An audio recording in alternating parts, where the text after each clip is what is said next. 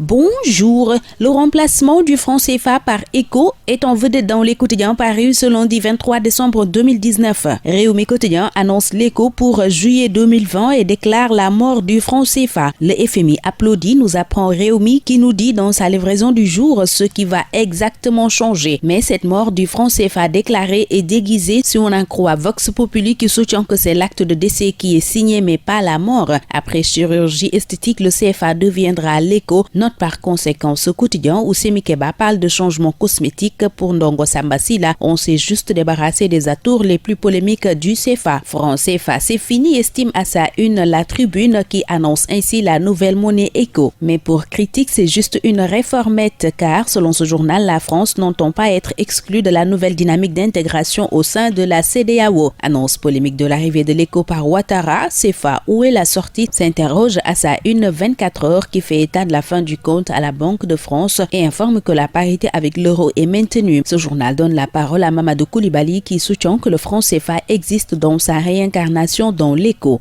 C'est de la cosmétique, renchérit Kémy Séba. L'ECO remplace le CFA, titre tout simplement l'AS, pendant que l'observateur voit une écolonisation en marche. Il y a un jeu trouble de la France, soutient-on dans l'Obs, où on annonce 3 problèmes de faisabilité qui se poseront. L'on estime aussi dans l'Obs que l'ECO ne pourra pas avoir un impact assez important sur les économies et c'est la décolonisation qui est en marche de l'avis de Dakar Times qui déclare ainsi la mort du franc CFA, écrit Vive l'ECO. Pendant ce temps, dans Ouag remplace Birahim Seck du Forum civil sur la lutte contre les flux financiers soutient que 107 milliards de francs CFA transitent vers l'Europe par an. Et Source A livre le résultat de l'autopsie de la gestion d'Aliou Sall à la tête de la ville de Guédiawaye. Au même moment, Sud Quotidien parle de l'implantation d'une gare clandestine Dakar-Mbour-Thiès à Grand-Yoff et titre l'antre de la corruption. Ce journal signale que des agents véreux ferment les yeux sur le phénomène. Faisant le tour de l'actualité sur le plateau du Grand Oral samedi dernier sur Réumi FM, l'ancien ministre et actuel PCA de Saint-Terre a prôné l'audit de la Sénélec. Thierno Lo estime en effet que pour le bien du Sénégal, le chef de l'État devrait auditer entièrement la gestion de cette société pour voir ce qui s'est passé entre le moment où Mohamedou Mactar Cissé l'a présenté comme bien portante et aujourd'hui on fait face à des problèmes notamment à cette hausse du coût de l'électricité. Le leader de la coalition Adiana s'est aussi prononcé sur le dialogue politique et le problème de communication au sein de la coalition présidentielle. Il est à lire à la page 3 de ce journal où l'on présente Macky Sall seul et sans appui relativement à cette succession inquiétante d'assauts sociopolitiques. L'on vient justement de Mamadou Ndoye de la LD qui sape le Macky, se prononçant sur la guéguerre à l'APR sur fond de pression électoraliste et l'état des institutions et de la démocratie dans Sud Quotidien. Dans 24 heures, Mamadou Ndoye cogne Macky Sall en ces termes. Aucun secteur du pays ne marche. Journaliste tabassé lors de la marche de Nyolank pour dire non à la hausse de l'électricité, le SYNPICS saisit les instances internationales, nous apprend Réumi Quotidien, qui livre par ailleurs un week-end meurtrier faisant état de 6 morts et plusieurs blessés. Une femme a été poignardée à mort par son ex-mari à Kaolack. Un véhicule se renverse et fait 2 morts à Birkilan. À Tchadiaï, un camion a écrasé un homme de 30 ans et à Kanel, un pick-up de la gendarmerie a heurté mortellement une dame. Puis à Touba, un homme a été tué par balle, renseigne le quotidien du groupe Promo Consulting. Et le quotidien du groupe Futur Média fait focus sur les troublantes circonstances de la mort de Diaga Kassé tué par la gendarmerie. Ce journal fait le récit d'une journée d'affrontement entre les populations et les forces de l'ordre. Dans Libération, l'on nous apprend relativement à la mort de Papis Gelongal lors d'un accident sur l'autoroute à péage que le juge taille en pièces Sénac SA. Pour la première chambre civile, en effet, la filiale d'Eiffage est entièrement responsable de l'accident qui a coûté la vie à Papis Baba Diallo dit Papis Gelongal. Sénac est condamné à payer aux héritiers la somme de 30 millions de francs CFA et 14 millions de francs à Youssouf Condé et Moussa Mbalo, frère du défunt, fait savoir ce journal où nous bouclons ce tour des quotidiens. Très bonne lecture, excellente journée à tous.